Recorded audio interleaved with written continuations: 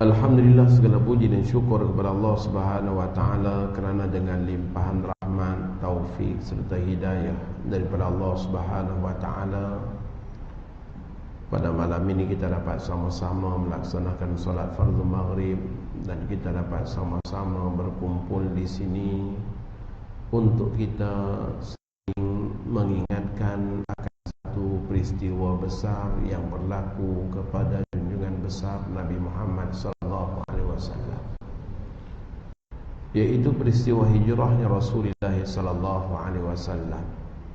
Dalam Al-Quran Allah Subhanahu wa taala berfirman, wa dzakirhum bi ayyamillah, ingatkanlah mereka dengan hari-hari Allah. Maksudnya hari-hari yang ada kebesarannya di sisi Allah Subhanahu wa taala. Hari-hari yang ada peristiwa-peristiwa yang besar di sisi Allah.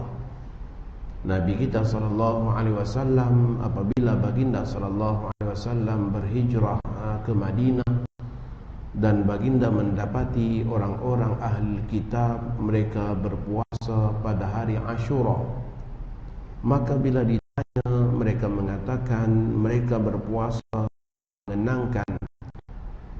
Tersebut adalah hari di mana Allah Subhanahu wa taala telah menyelamatkan Nabi Musa alaihissalam daripada ancaman bunuh Fir'aun, ketika mana Allah Subhanahu wa taala menyelamatkan Nabi Musa yang dikejar oleh Fir'aun. Maka baginda sallallahu alaihi wasallam mengatakan kita lebih-lebih lagi sepatutnya kita orang Islam lebih-lebih lagi berhak untuk kita juga menyambut hari tersebut, maksudnya dengan menzahirkan kesyukuran kepada Allah kerana Allah Subhanahu wa taala yang telah menyelamatkan Nabi Musa alaihissalam, yang menjadi sebab musabab tersebarnya agama Allah Subhanahu wa taala. Jadi dengan peristiwa Nabi Musa yang diselamatkan pun Nabi kita sambut adalah patut dan wajar untuk kita juga pada malam ini sama-sama kita mengenangkan peristiwa yang berlaku kepada junjungan besar Nabi sallallahu alaihi wasallam.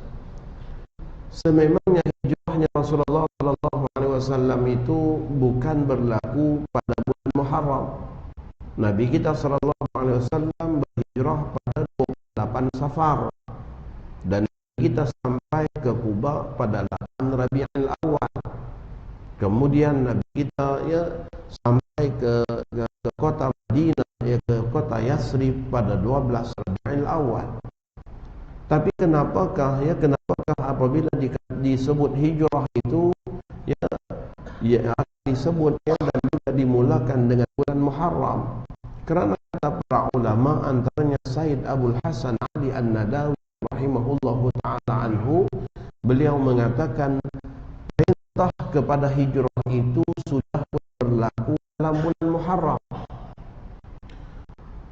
Berlakunya Bai'atul Aqabah yang pertama berlakunya Bai'atul Aqabah yang pertama sehingga 12 orang memeluk Islam, dan Nabi sallallahu alaihi wasallam mengutuskan Sayyidina Mus'ab bin Umair untuk menjadi pembimbing kepada mereka yang baru peluk Islam.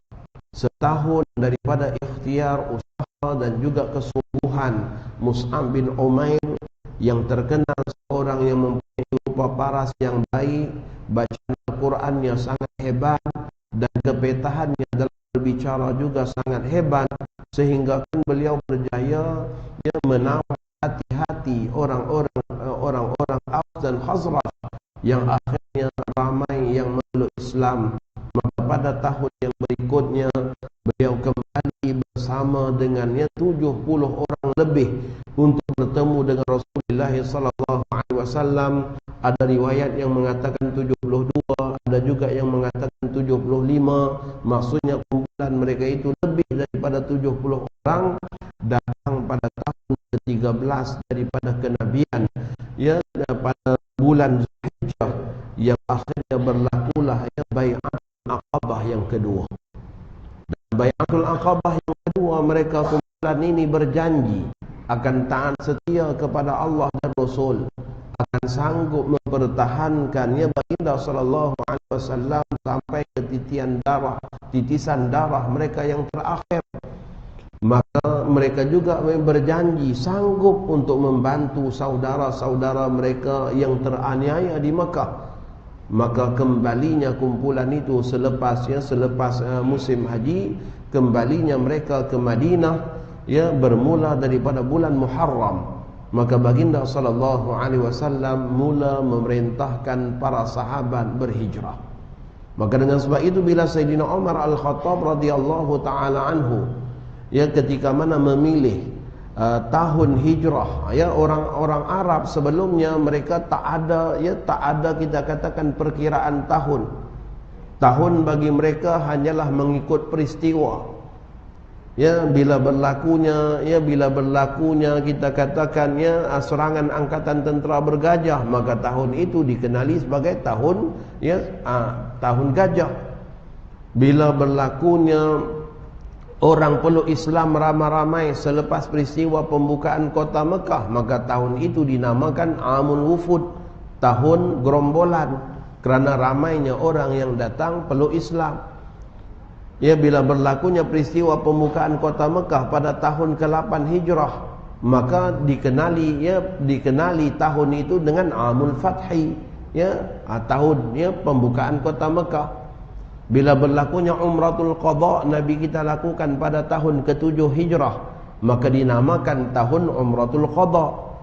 Bila berlakunya perjanjian Hudaibiyah pada tahun ke-6 Hijrah, maka dinamakan dengan tahun Ta'amul Hudaibiyah, tahun Hudaibiyah ataupun tahun Bai'atul Ridwan.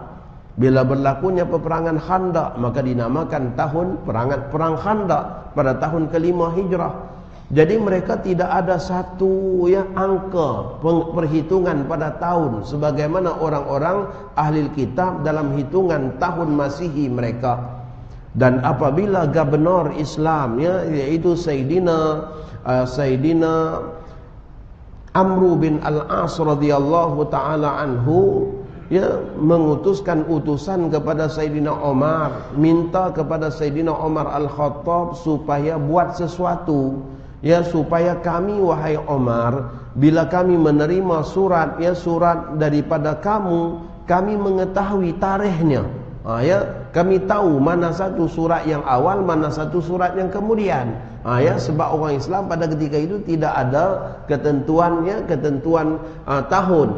Maka pada ketika itulah Sayyidina Umar Al-Khattab radhiyallahu taala anhu mengumpulkan seluruh daripada para sahabat pada tahun ke-19 daripada hijrah, membicarakan hal tersebut yang akhirnya pemuafakatan diambil sempena dengan hijrahnya Rasulullah sallallahu alaihi wasallam. Tahun bagi umat Islam dikenali dengan tahun hijrah, diambil kira daripada awal perintah hijrahnya berlaku dalam bulan Muharram. Maka dengan sebab itulah setiap tahun bila masuk aja bulan Muharram, kita menyambut akan peristiwa hijrahnya Rasulullah sallallahu alaihi wasallam. Orang pertama yang berhijrah di kalangan kaum muslimin ialah Sayyidina Abi Salamah radhiyallahu taala anhu. Abu Salamah inilah orang pertama yang berhijrah. Bila Nabi kita perintah hijrah aja, beliau langsung bersiap-siap dan berhijrah.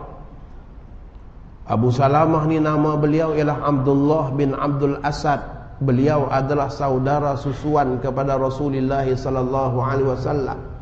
Beliau juga pernah berhijrah ke Habsyah, kemudian kembali semula ke Mekah, tinggal di Mekah. Kemudian bila sampai perintah hijrah yang kedua, perintah hijrah supaya berhijrah ke Madinah, beliaulah orang pertama yang menyahut seruan hijrah. Dan beliau diuji dengan ujian yang sangat berat apabila beliau nak keluar berhijrah membawa istrinya Ummu Salamah dan juga anak beliau. Pada ketika itu keluarga Ummu Salamah mereka datang dan mereka sekat, mereka tidak benarkan Ummu Salamah untuk ikut serta berhijrah.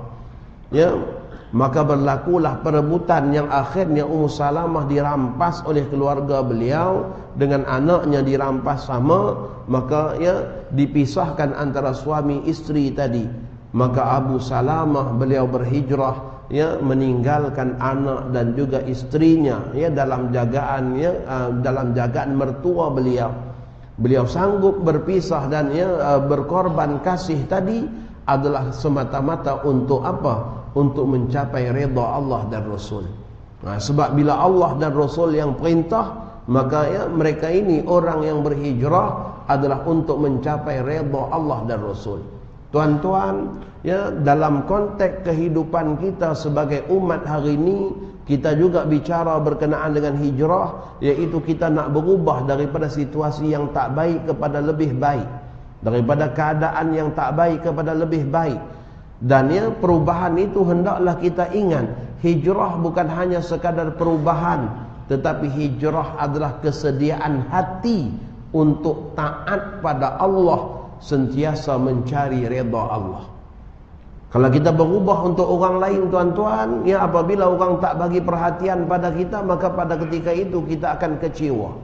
Berapa ramai orang yang cuba untuk, ya, untuk menjadi baik, tetapi ketika mana dia dilayan oleh orang lain dengan, ya, dengan layanan yang tidak baik, kata dia buat apa jadi baik, buat baik pun orang tetap kata dia jahat juga, maka akhirnya dia kekal jahat. Ya, kenapa? Sebab hijrahnya bukan untuk redha Allah. Maka kita lihat para sahabat, mereka berhijrah adalah untuk mereka mendapat ridha Allah Subhanahu wa taala. Sayyidina Abu Bakar As-Siddiq radhiyallahu taala anhu mengatakan, bumi mana boleh menampungku, langit mana boleh memayungiku, andai kata aku tidak mendapat ridha Tuhanku. Masya Allah, tuan-tuan. Ya. Jadi ridha Allah ni satu perkara yang sangat besar, yang sangat-sangat diambil berat oleh para sahabat, sehingga Abu Salamah ketika mana mertuanya merampas istrinya dan anaknya, maka beliau tidak peduli, beliau tetap teruskan juga perjuangan hijrah, kerana itu perintah Allah dan tujuannya adalah untuk membuktikan cinta dan kasihnya kepada Allah melebihi, ya, melebihi kasihnya kepada yang lain. Ummu Salamah kesedihan terpisah dengan suaminya. Keluarga daripada Abu Salamah pula mengetahui tindakan kasar, ya, daripada besan mereka yang telah merampas Ummu Salamah daripada putera mereka sehingga tak dibenarkan berhijrah. Mereka katakan, wahai Abu Salamah, kalau awak nak pergi ke tanah orang, ke tempat orang untuk menumpang hidup, ya, dengan orang dan meninggalkan harta sendiri, meninggalkan keluarga sendiri, awak boleh pergi. Kami tak akan benarkan awak bawa keluarga kami, anak perempuan kami untuk merempat di tempat orang. Apabila keluarga daripada Abu Salamah mengetahui, ya, keluarga Abu Salamah mengetahui, ya, bahawa Ummu Salamah telah dirampas oleh keluarganya, ya, dan begitu juga cucu mereka telah dirampas oleh keluarga besan mereka, maka datang pula keluarga Abu Salamah. Mereka datang ke rumah Ummu Salamah, ke rumah besan mereka. Mereka minta cucu mereka itu untuk mereka jaga. Kata mereka, cucu tadi itu lebih berhak untuk berada dalam jagaan kami, bukan jagaan keluarga kalian. Sebab cucu itu dibinkan pada anak kami, bukan dibinkan pada anak kalian. Masya Allah, tuan-tuan. Ini kita katakan, ya, macam mana, ya, orang Arab ni, tuan-tuan, Masya Allah, ya, mereka ni semangat kekeluargaan dia tu, ya, sangat kuat, yang akhirnya dirampas anak Ummu Salamah yang sangat kecil lagi, yang masih lagi bayi daripada Ummu Salamah. Maka Ummu Salamah sangat menderita, ya, dia telah terasing, dijauhkan daripada suami, kemudian anaknya pula dirampas oleh keluarga mertua. Ya, berapa lama Ummu Salamah tersiksa, tuan-tuan? Setahun lamanya Ummu Salamah ini dalam hal keadaan penderitaan tersebut.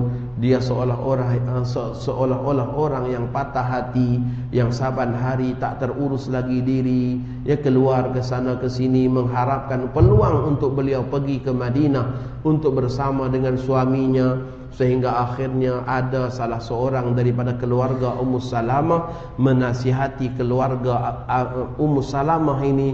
Mereka katakan, kenapakah kalian berdegil sehingga merosakkan putri kalian sendiri? Kenapa tidak bebaskan dia daripada penjara besar ini? ya biarkanlah dia mendapatkan suaminya dan juga anaknya. Maka akhirnya Ummu Salamah dilepaskan oleh keluarganya. Beliau datang ke rumah mertuanya, dia maklumkan bahawa dia dah dapat keizinan untuk berhijrah untuk berhijrah ke Madinah untuk bersama dengan suaminya. Maka pada ketika itu mereka menyerahkan anak beliau. Dan tuan-tuan bayangkan bagaimana hebatnya hijrah Ummu Salamah, kerana beliau berjalan kaki dengan jarak perjalanan tanpa ada seorang teman. Beliau sanggup untuk memulakan perjalanan hijrah, mengendong anaknya itu untuk hijrah ke Madinah Al-Munawwarah sejauh 500 km lebih, tuan-tuan. Masya Allah, berjalan kaki. Ini orang yang nak cari redha Allah dan Rasul, tuan-tuan. Orang yang tak peduli dengan keselamatan diri, orang yang tak peduli dan bimbang dengan keselamatan diri, kerana mereka yakin Allah sentiasa memelihara mereka. Orang yang sangat berani. Kenapa? Sebab hati dia sentiasa bersama dengan Allah. Hati dia sentiasa bersama dengan Allah. Maka Allah Subhanahu wa taala bantu Ummi Salamah apabila dia berjalan sampai ke Baqi', sampai ke Tan'im. Maka pada ketika itu seorang lelaki bernama Utsman bin Talhah, dia tengok Ummu Salamah yang sedang bawa anak. Dia kasihan dengan Ummu Salamah ni. Dia tahu Ummu Salamah ni cerita tentang penderitaan dia, kesusahan dia, semua orang Mekah tahu. Maka pada ketika itu Utsman bin Talhah tolong Ummu Salamah ni, dia suruh naik atas kenderaan dia. Maka dia pula berjalan, dia bawa dan hantar Ummu Salamah sampai ke Quba. Bila sampai ke sana, kata beliau, saya mendengar berita bahawa suamimu ada di sini. Turunlah dan pergilah engkau. Masya Allah. Ini kita lihat bagaimana Allah Subhanahu wa taala utuskan seseorang untuk membantu kekasih-kekasihnya apabila mereka bulat tekad untuk hidup kerana Allah. Mereka bulat tekad untuk buat sesuatu kerana Allah. Maka inilah yang perlu kita ambil ibrah daripada hijrahnya Rasulullah sallallahu alaihi wasallam dan juga para sahabat. Orang yang kedua berhijrah ialah Sayyidina Abdullah bin Jahash radhiyallahu taala anhu.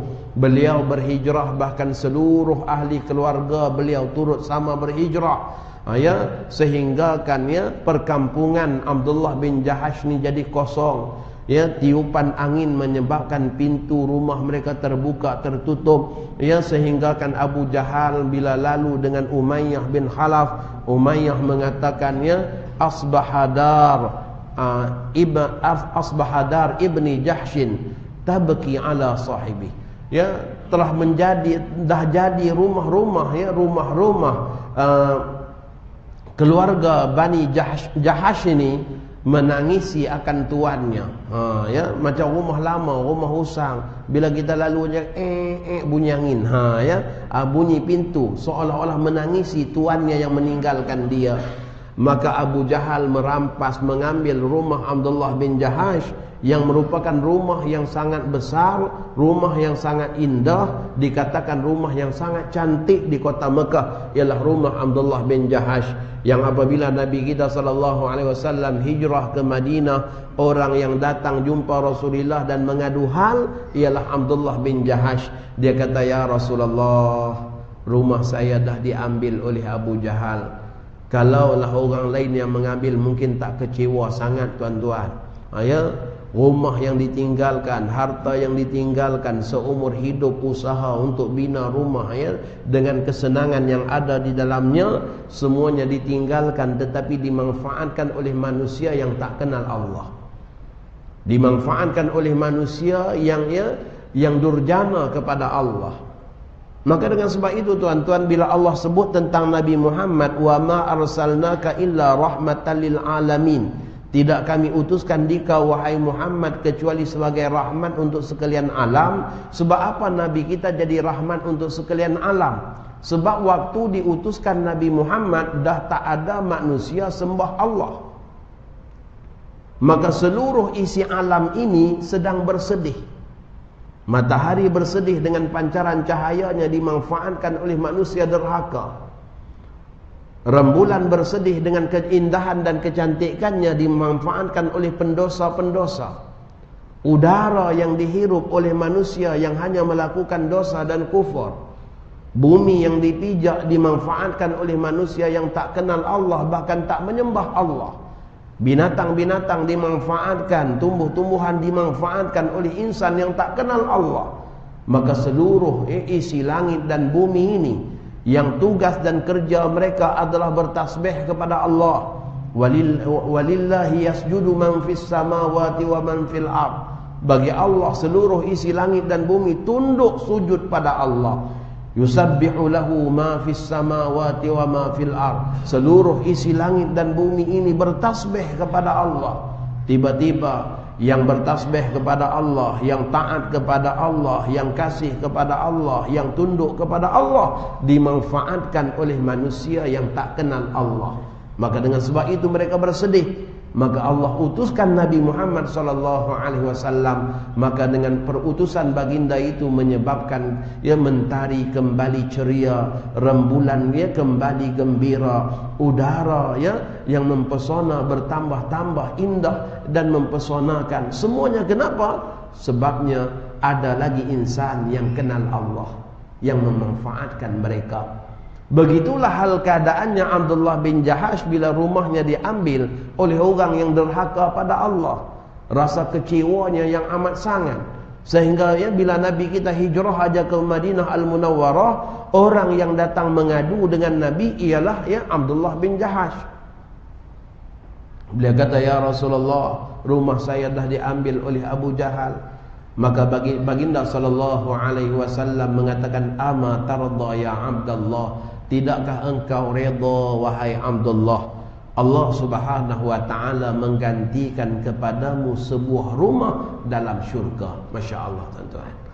Nabi kita hiburkan sahabat ni, Nabi kita maklumkan, tidakkah engkau setuju, engkau redha wahai Abdullah, rumah awak yang diambil oleh Abu Jahal tu Allah ganti dengan sebuah rumah di dalam syurga Allah.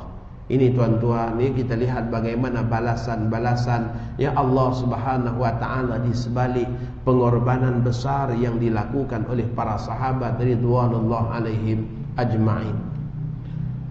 Jadi hijrahnya Rasulullah sallallahu alaihi wasallam ni sebelum Nabi kita berhijrah, Nabi kita perintahkan dulu para sahabat berhijrah. Daripada satu keluarga kepada satu keluarga kepada satu keluarga yang akhirnya tak ramai tinggal di Mekah. Abu Bakar As-Siddiq beberapa kali datang minta kepada Rasulullah untuk berhijrah. Apabila Sayyidina Umar datang minta izin, Nabi kita izinkan. Maka Umar pun berpidato di tengah-tengahnya, di tengah-tengah kaumnya, mengatakan, besok aku Umar Al-Khattab dan orang-orang yang mengikutku akan keluar daripada Mekah. Siapa di kalangan kalian siapa yang di kalangan kalian yang nak isterinya jadi janda, tunggu aku di jalan, kata dia. Yang nak mak dia kehilangan anak, tunggu aku di jalan. Yang nak anak-anak dia jadi yatim, silakan tunggu, kata Umar. Maka esoknya ramai orang Islam berkumpul dengan Sayyidina Umar dan mereka keluar berhijrah. Tidak ada seorang pun daripada orang-orang Quraisy yang berani menyekat Umar. Namun perjalanan hijrah Nabi kita tak jadi macam tu, tuan-tuan. Nabi kita tak buat hijrah macam tu. Hijrahnya Rasulullah ni dengan kita katakan terpaksa sembunyi. Hijrahnya Nabi kita sallallahu alaihi wasallam ni dengan penuh strategi. Sebab apa? Sebab Allah Subhanahu wa taala nak bagi ilmu pada kita. Sebab apa yang Sayyidina Umar buat tak jadi syariat, tuan-tuan, tapi kalau apa yang Nabi buat akan jadi syariat. Maka dengan sebab itu baginda sallallahu alaihi wasallam dalam perjalanan hijrah baginda penuh dengan strategi. Teratur kejadian-kejadiannya, penuh dengan kita katakan ibrah demi ibrah, dengan persiapan yang sangat rapi. Sayyidina Ali bin Abi Talib tidur di tempat baginda sallallahu alaihi wasallam. Saya akan sebut Sayyidina Ali je, sebut Syiah. Jangan nak sebut Sayyidina Ali ni Syiah. Cerita Sayyidina Ali tidur tempat Rasulullah pun tu riwayat Syiah. Pandai-pandai riwayat Syiah ada dalam Musnad Imam Ahmad. Asalkan sebut Sayyidina Ali Syiah, sebut Hasan Husain Syiah, Mereka tu bukan Hasan Hussein dan Sayyidina Ali, bukan Syiah punya. Itu kita punya. Ya, pelik sungguh. Sebut karramallahu wajhah, jangan sebut tu Syiah punya. Ya. Sedangkan yang sebut karramallahu wajhah itu ialah Abdullah bin Abbas. Ketika mana mereka, ya, orang-orang Khawarij yang benci pada Sayyidina Ali bin Abi Talib, mereka bila sebut nama Sayyidina Ali, mereka katakan sawwadallahu wajhah, mudah-mudahan Allah hitam legapkan wajah dia. Sebab mereka benci sangat dengan Sayyidina Ali. Ada pula kumpulan yang kata qabbahallahu wajhah, mudah-mudahan Allah hodohkan muka dia. Maka ya, bila Sayyidina Abdullah bin Abbas datang berpidato dengan mereka, Abdullah bin Abbas sebut karramallahu wajhah, mudah-mudahan Allah memuliakan, ya, Sayyidina Ali bin Abi Talib. Itu sebab musabab kita menyebut karramallahu wajhah. Ya. Jadi Sayyidina Ali yang ditugaskan tidur di tempat baginda sallallahu alaihi wasallam. Kemudian dengan Asma yang ditugaskan menyediakan sedikit bekalan makanan yang dibawa kepada baginda sallallahu alaihi wasallam sebelum berhijrah. Dengan Amir bin Fuhairah yang ditugaskan untuk mengembala kambing yang tujuannya menjadi pembekal susu segar kepada baginda dan juga Abu Bakar. Amir bin Fuhairah ni pembantu Abu Bakar. Abdullah bin Abu Bakar pula menjadi penyampai maklumat kepada baginda sallallahu alaihi wasallam.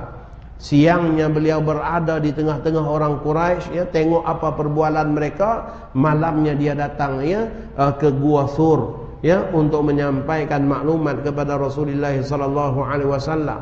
Jadi kita lihat bagaimana penuh strategis yang diatur oleh baginda sallallahu alaihi wasallam.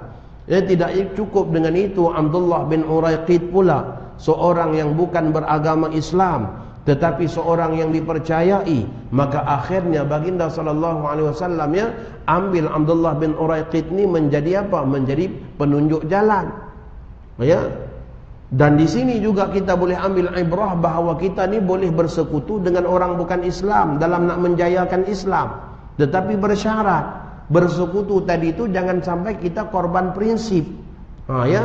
Kita boleh bersekutu tetapi dia mesti ikut prinsip kita, bukan kita ikut telunjuk dan prinsip dia.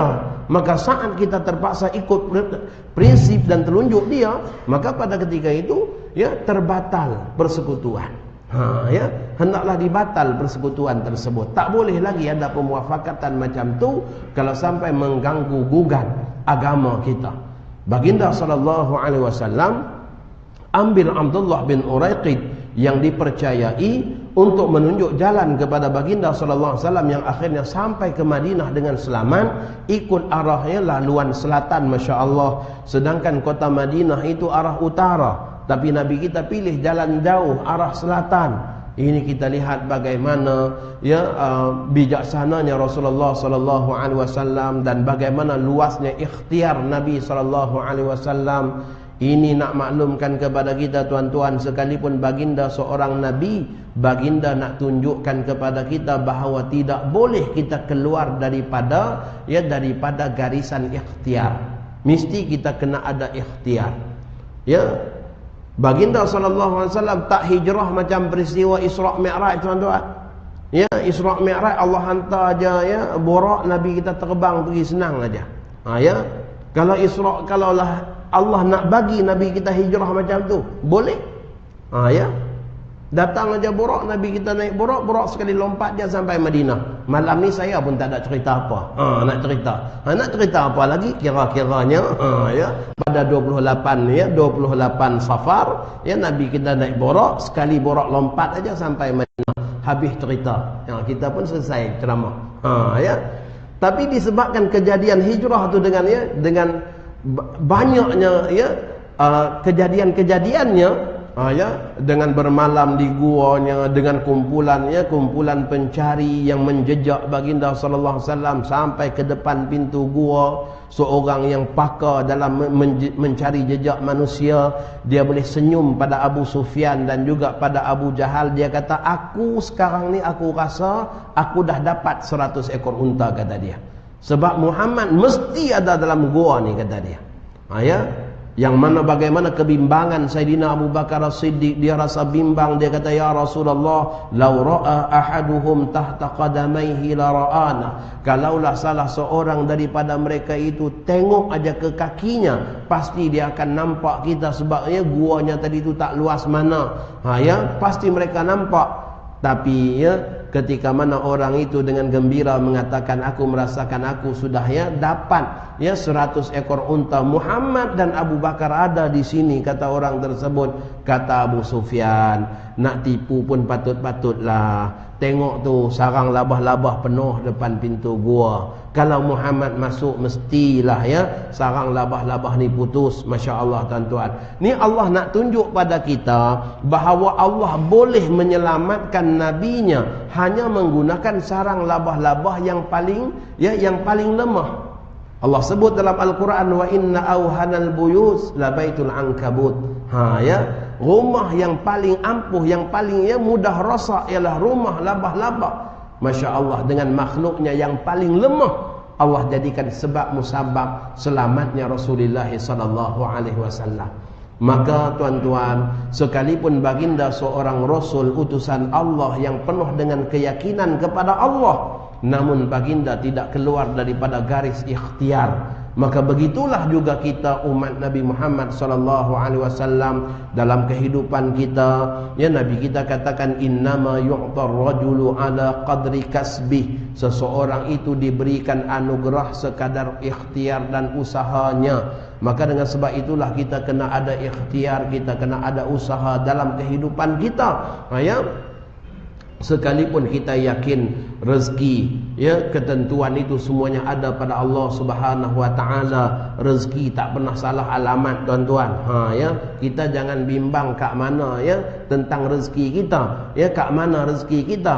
Kerana rezeki sentiasa tahu kat mana kita ada. Kita jangan bimbang di mana rezeki kita. Yang penting kita kena ikut perintah Allah, ikhtiar dan usaha. Itu perintah Allah. Kat mana rezeki? Rezeki tahu di mana kita.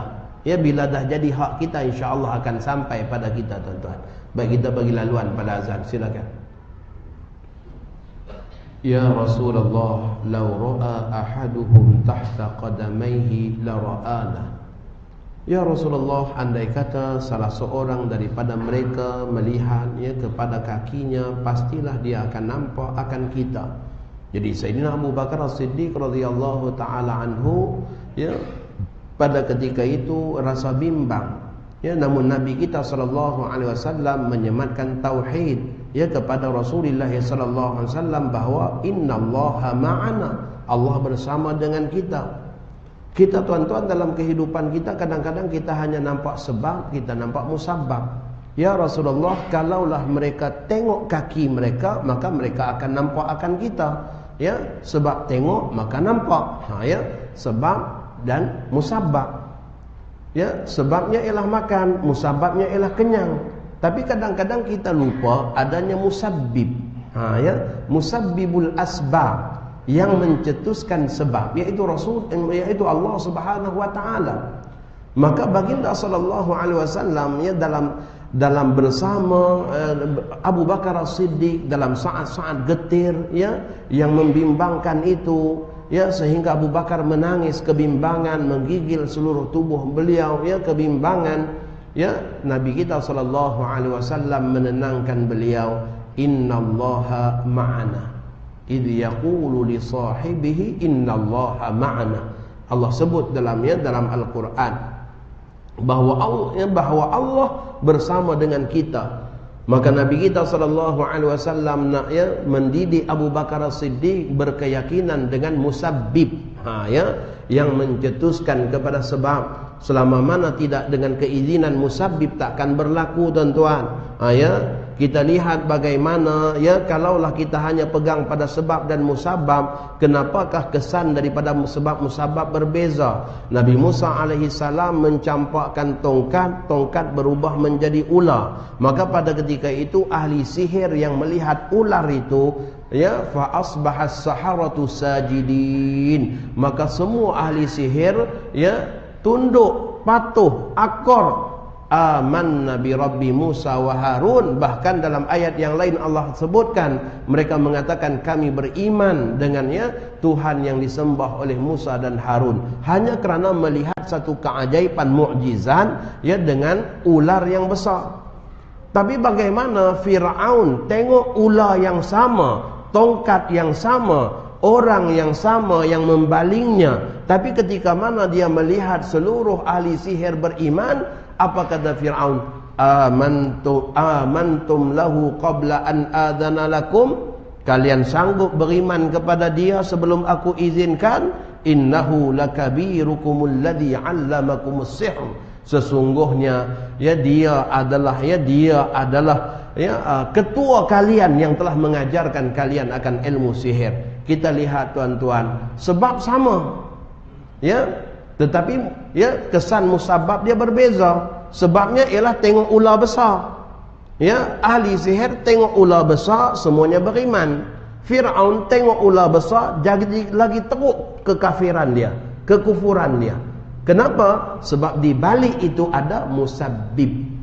Ya, Allah Subhanahu wa taala yang menjadikannya musabbibnya, yaitu ahli sihir saat dia melihat kepada ular tadi ya, terbuka iman di hati, tercetus hidayah dalam diri, maka akhirnya beriman.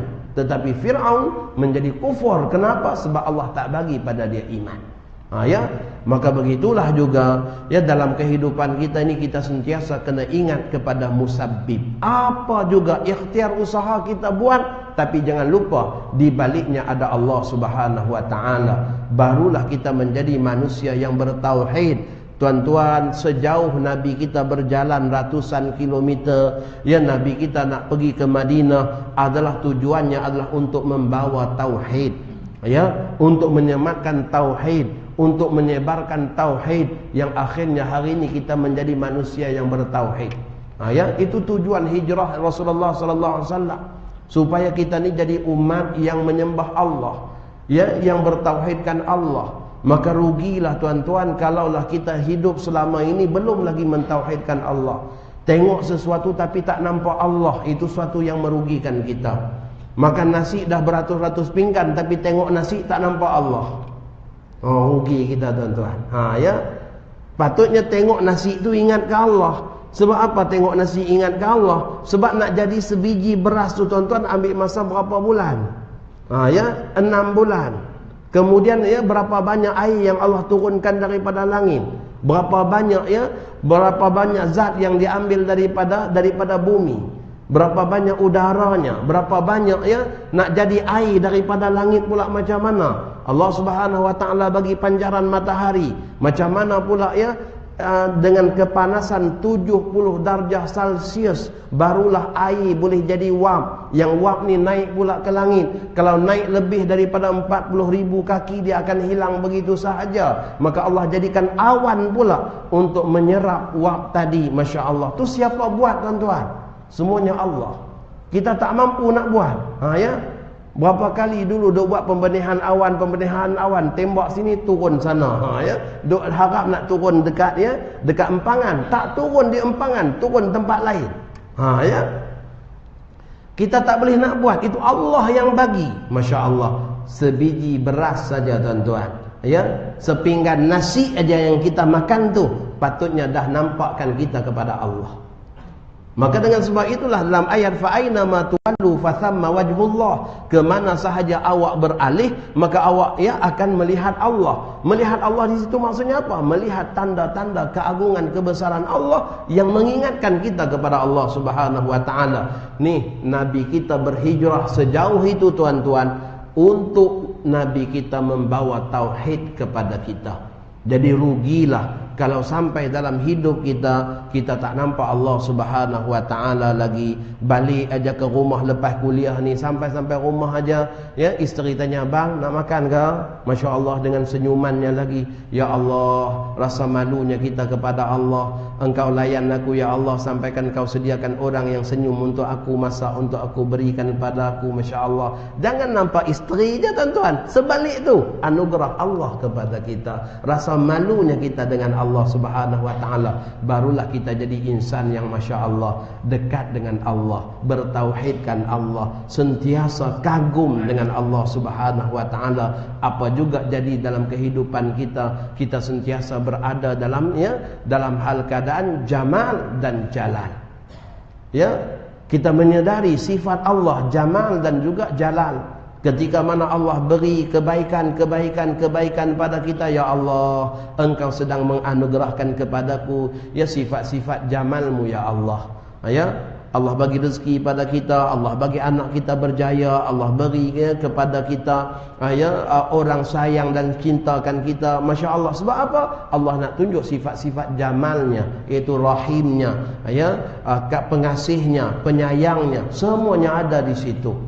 Tapi ketika mana Allah mengambil sesuatu daripada kita, ada orang yang meninggal saudaranya, ada orang yang kehilangan harta benda, ada orang yang dalamnya sekelip mata tiba-tiba jadi tak berharta, ada orang yang tiba-tiba aja tak boleh bergerak tubuh badan. Maka pada ketika itu tuan-tuan, kita kena sedar bahawa Allah Subhanahu wa taala sedang menunjukkan kepada kita sifat jalalnya. Yang dikatakan jalal itu apa? Keperkasaan, keberhakan. Akulah pemaksa, akulah penguasa, akulah segalanya, akulah pemilik yang mutlak, aku berkuasa ambil, aku juga boleh bagi. Maka pada ketika itu tuan-tuan, kita sentiasa jadi hamba yang bertauhid, yang senang dan tenang dengan Allah. Sebab apa? Sebab sentiasa dalam kehidupan kita nampak Allah. Jadi tuan-tuan, ambil semangat hijrah tahun ni, kita kena ingat Nabi kita berhijrah bukan hanya hijrah semata-mata kosong begitu, tapi Nabi kita bawa suatu perkara yang sangat besar, iaitu Nabi kita bawa tauhid. Nabi kita bawa tauhid. Untuk kita mentauhidkan Allah Subhanahu wa taala, untuk kita bertuhankan kepada Allah, untuk seluruh alam ini bertuhankan kepada Allah. Yang kedua perkara besar yang dibawa oleh Nabi SAW ialah rahmatan lil alamin. Kemana Nabi kita pergi, maka di situ adanya rahmat Allah Subhanahu wa taala. Kota Madinah yang tak dikenali oleh manusia lain, yang tak dikenali pun, tiba-tiba menjadi kota masyhur hanya kerana adanya Rasulullah sallallahu alaihi wasallam. Orang-orang Madinah yang asalnya hanyalah masyarakat tani yang tak terkenal pun, tiba-tiba jadi masyhur. Nama mereka disebut dalam Al-Quran, walladzina awaw wa nasaru, orang yang memberikan tempat perlindungan dan membantu nabinya. Masya Allah, Allah sebut dalam Al-Quran. Jadi Nabi kita SAW sentiasa membawa rahmat, dan rahmat ini maksudnya kasih sayang. Maka kita tuan-tuan, kalau kita nak jadi manusia yang sentiasa berhijrah kepada suatu yang lebih baik dan positif dalam kehidupan, kita kena jadi orang yang penyayang.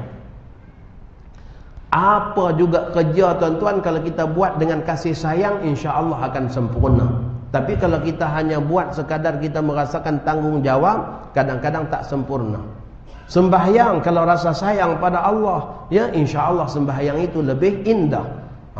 Tapi kalau hanya sekadar rasa takut pada Allah, belum mencapai kepada kelazatan nikmat beribadah. Maka kena pupuk semangat rasa sayang pada Allah, rasa cinta pada Nabi, rasa sayang pada orang lain. Masya Allah. Bila kita sayang pada orang lain tuan-tuan, pada ketika itu kita menyelami ruh dakwah Rasulullah yang penuh dengan kasih sayang. Kadang-kadang kita tengok Masya Allah fatwa-fatwa ataupun pedoman-pedoman yang diberikan, hari itu bicara berkenaan dengan masalah sembahyang atas kerusi. Masya Allah, yang bercakap tu sebab dia tak pernah sakit, maka dia bercakap tu seolah-olah orang yang sembahyang atas kerusi ni semuanya tak sah. Kat mana kasih sayang tuan-tuan? Di mana kasih sayang tu? Kasih sayang tu kat mana? Jadi Nabi kita ni datang dengan kasih sayang. Kalau Nabi kita hidup zaman ni dengan penyakit umat yang macam-macam di zaman kita ni, apakah Nabi tak bagi umat sembahyang atas kursi? Cuba tengok ulasan daripada Imam An-Nawawi dalam Majmu' Syarah Muhadzab. Imam Nawawi mengatakan, andai kata kebimbangan seseorang itu kepada kepada sesuatu lebih daripada khusyuknya dalam solat, maka itu sudah pun melayakkan dia untuk solat duduk. Itu cerita solat atas perahu. Sembahyang atas perahu, bimbang kalau perahu berkocak takut jatuh. Kalaulah kebimbangannya takut jatuh tu lebih banyak daripada khusyuknya dalam solat, Imam Nawawi kata itu sudah dianggap darurat yang membolehkan dia duduk. Masya Allah. Ini orang yang berfatwa dengan kasih sayang, tuan-tuan. Ini orang yang dah 10 tahun sembahyang duduk di kursi ustaz. Saya ni selama ni sembahyang tak sah ke? Dah 20 tahun, 10 tahun ni saya sembahyang di kursi. Masya Allah, tuan-tuan. Kecewanya dia. Sedangkan dalam Islam Nabi kita suruh idkhalus surur, bawa kegembiraan pada orang lain, bukan bawa kekecewaan pada orang lain. Bimbing dengan ilmu tapi dengan kasih sayang. Dengan kasih sayang. Yang ketiga Nabi kita bawa, tuan-tuan, dalam misi hijrah Nabi kita bawa apa? Salaman, kesejahteraan. Tauhid, kasih sayang, sejahtera. Ni kena ada dalam hidup kita, tuan-tuan. Apa maksud sejahtera? Maksudnya nak keselamatan kepada ummah. Nabi kita sanggup berhijrah sejauh itu untuk bawa keselamatan kepada seluruh alam ini. Supaya alam ini kenal kepada Allah dan jauh dan diselamatkan daripada azab api neraka. Dan Nabi kita dalam apa-apa tindakan sentiasa Nabi kita memilih salaman, sejahtera, tuan-tuan. Pilih sejahtera. Baginda SAW dalam tutur kata baginda sejahtera. Baginda SAW dalam tindakan baginda sejahtera. Kita tengok dalam peristiwa pembukaan kota Mekah, Nabi kita dah ada kekuatan 10,000 angkatan perang. Tapi kenapa bila sampai di Wadi Dhahran, Nabi kita suruh semua para sahabat berkhemah, nyalakan api banyak-banyak supaya menggerunkan orang Mekah. Tujuannya supaya tak jadi perang. Maka di situ tindakan apa? Salaman. Nak sejahtera supaya jangan ada yang terbunuh. Sebab kalau ada yang terbunuh, maka dia tak ada peluang lagi dapat Islam. Nabi kita masuk ke kota Mekah daripada 4 laluan yang berbeza. Sedangkan dengan kekuatan yang ada, kalau rempuh daripada satu jalan pun dah tak ada musuh yang boleh lawan. Tapi kenapa Nabi kita masuk 4 laluan? Untuk memecahkan kekuatan musuh. Terpaksa berhadapan dengan angkatan baginda daripada 4 jalan. Maka akhirnya musuh jadi makin kecil. Dan akhirnya 3 laluan tak berlaku perang. Hanya 1 laluan saja berlaku perang. Dan 15 orang terkorban. Masya Allah, tuan-tuan.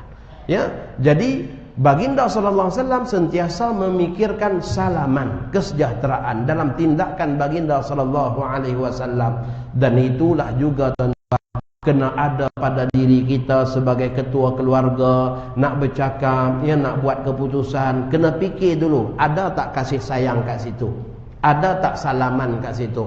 Orang tua-tua kadang-kadang dia rasa dia senior, dia ketua keluarga, dia buat keputusan kadang-kadang tak ambil kira dah. Ada salaman tak, ada rahmatan tak dalam keputusan dia. Datang rumah anak-anak, tengok anak layan tak berapa nak elok aja, bangun marah, satu keluarga kena marah. Balik macam tu aja. Bila balik ke rumah menung balik, Allah silap pula tadi. Nak pergi pula rumah anak dah rasa malu. Dah rasa segan sebab dia buat macam tu. Ini tak fikir. Tak fikir matang. Tak fikir dulu, salaman tak ada, rahmatan tak ada, ikut sangat dengan nafsu syaitan. Maka akhirnya rosak, tuan-tuan. Maka kalau datang salaman, insya-Allah selamat. Tuan-tuan, kita kalau kita nak anak kita jadi soleh macam mana Nabi Allah Ismail, kita pun kena jadi soleh macam Nabi Ibrahim. Ini nak anak soleh macam Nabi Ismail, tapi kita buat perangai Fir'aun. Tak buat perangai macam Nabi Ibrahim. Macam mana anak nak jadi soleh macam tu? Solehkan diri kita, insya-Allah Allah solehkan keturunan kita. Sebab itu Allah janji dah, aslahna lahum zurriyatahum, kami solehkan zuriat mereka. Maka dengan sebab itulah kita sebagai orang tua, kita juga kena fikir dalam tindak tanduk kita tadi itu, 3 perkara jangan kita tinggalkan. Yang pertama tauhid, yang kedua ialah kasih sayang. Kalau buat macam ni ada kasih sayang tak? Dan yang ketiga, kalau buat macam ni ada salaman tak, selamat tak, sejahtera tak keluarga ni. Ataupun tindakan yang macam ni menyebabkan keluarga pecah belah. Tindakan yang macam ni menyebabkan anak-anak masam muka. Tindakan yang macam ni menyebabkan anak ada terguris hati. Masya Allah. Semua tu kena ada pertimbangan. Sebab inilah yang Nabi kita bawa tuan-tuan. Dalam hayat Nabi yang dikatakan khuluquhul Quran, akhlaknya adalah Quran. Ulama mengatakan 3 perkara ini tak pernah lekang daripada diri Nabi kita. Dalam apa tindakan Nabi kita sentiasa menyematkan tauhid. Yang kedua, Nabi kita sentiasa menunjukkan rahmatan, bawa kasih sayang. Dan yang ketiga, Nabi kita sentiasa mementingkan salaman, kesejahteraan. Sehingga Masya Allah kita lihat sahajalah dalam apa-apa tindakan baginda pun banyak dalam tindakan-tindakan baginda. Ketika mana pengkhianatan orang-orang Yahudi Bani Quraidah, macam mana Nabi kita tak buat keputusan, sedangkan Bani Quraidah dah terkepung, boleh jatuh hukum bila-bila aja. Tapi kita lihat bagaimana Nabi kita suruh Sayyidina Sa'ad bin Mu'az, kerana orang-orang Aus ni adalah orang yang sangat rapat dan akrab dengan Yahudi Bani Quraidah, dan Sa'ad bin Mu'az adalah ketua kepada orang Aus. Maka Nabi kita tak buat keputusan, Nabi kita serahkan keputusan itu diputuskan oleh Sa'ad bin Mu'az, supaya kaum dia juga puas hati, tak ada terguris hati. Masya Allah, kita lihat bagaimana Nabi sentiasa mementingkan salaman. Peristiwa Hudaibiyah, Nabi kita pentingkan salaman. Sahabat ajak, jom ya Rasulullah, kita angkat senjata, kita masuk aja, untuk buat umrah. Kita nak buat umrah, namun orang Quraisy datang halang, buat perjanjian. Nampak seolah-olah perjanjian itu berat sebelah. Tetap Nabi kita terima. Kenapa? Di baliknya ada apa? Salaman, sejahtera tuan-tuan. Jadi insya-Allah itulah lebih kurangnya tuan-tuan cerita berkenaan dengan ibrah dan pengajaran yang kita dapat ambil daripada hijrahnya Rasulullah sallallahu alaihi wasallam. Mudah-mudahan selepas ni langkah hijrah kita tuan-tuan apa? Kita nak jadi manusia yang lebih bertauhid kepada Allah. Kita jadi manusia yang lebih sayang pada orang lain, dan kita jadi manusia yang sentiasa menitik beratkan salaman, kesejahteraan dalam hubungan kita sesama keluarga, masyarakat, dan juga kepada orang-orang lain, insya-Allah.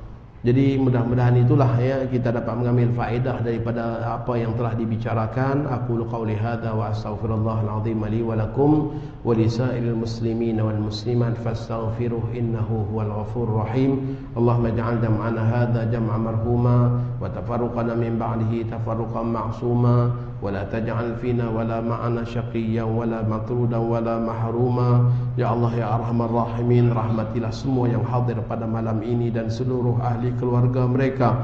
Berkatilah semua yang hadir pada malam ini dan seluruh ahli keluarganya. Kasihanilah, rahmatilah, belailah dengan penuh kasih sayang dan kelembutan hidayah dan taufik daripadamu ya Allah kepada semua yang hadir dan seluruh ahli keluarganya.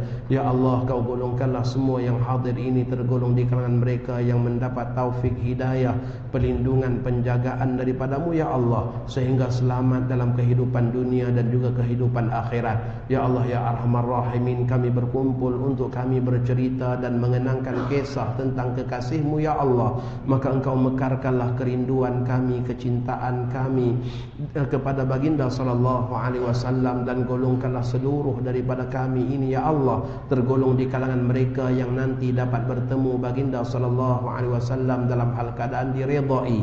Ya Allah ya arhamar rahimin, kumpulkanlah kami semua dalam kumpulan Nabi Muhammad sallallahu alaihi wasallam di padang mahsyar. Jangan ada seorang pun daripada kami ya Allah tidak diberi peluang untuk melihat Nabi Muhammad, bertemu Nabi Muhammad dan melihat senyuman Nabi Muhammad. Ya Allah ya arhamar rahimin, kau golongkanlah kami tergolong di kalangan mereka yang berjaya dunia dan juga akhirat. Ya Allah, maafkanlah kami dan berikanlah keafiatan kepada kami dan seluruh ahli keluarga kami.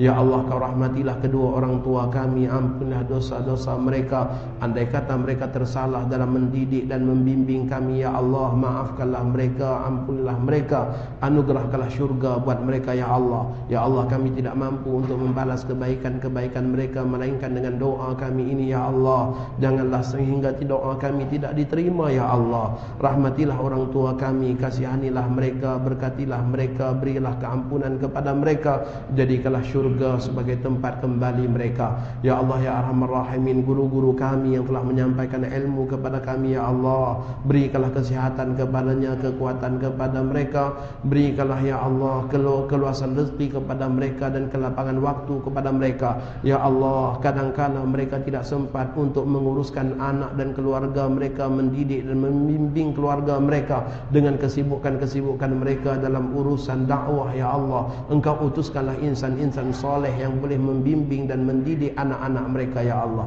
Ya Allah ya Arhamar Rahimin, padamulah juga kami berseru, merayu, merintih dan meminta. Tiap-tiap orang daripada kami akan melalui titian sirat, tidak seorang pun yang akan terkecuali dari itu ya Allah. Kami mohon padamu ya Allah, saat kaki kami memijak halusnya titian sirat, saat maraknya api neraka jahanam di bawahnya ya Allah, pada ketika itu ya Allah, bimbinglah tangan kami sehingga kami dapat melaluinya ya Allah dan memasuki syurgamu ya Allah. Ya Allah, jangan ada seorang pun daripada kami, ibu ayah kami, guru-guru kami, anak istri kami, sanak saudara kami, jiran tetangga kami, sahabat-sahabat dan kenalan kami yang terjerumus jatuh ke dalam lubang neraka ya Allah. Ya Allah, jangan ada seorang pun daripada kami yang terjatuh ke dalam lubang neraka ya Allah. Ya Allah, kami memohon dengan rahmat-Mu dan ridha serta restu-Mu ya Allah. Jangan ada seorang pun daripada kami yang terjatuh ke dalam lubang neraka. Ya Allah ya Arhamar Rahimin, jadikanlah kami insan yang sentiasa mengharapkan ridha-Mu dalam kehidupan kami. Jadikanlah kami insan yang sentiasa berfikiran positif, membawa kasih sayang dan juga salaman kepada orang lain. Rabbana atina fid dunya hasanah wa fil akhirati hasanah wa qina adzabannar. Sallallahu alaihi wasallam Muhammad wa ala alihi wa sahbihi wa baraka wa sallam. Walhamdulillahi rabbil alamin.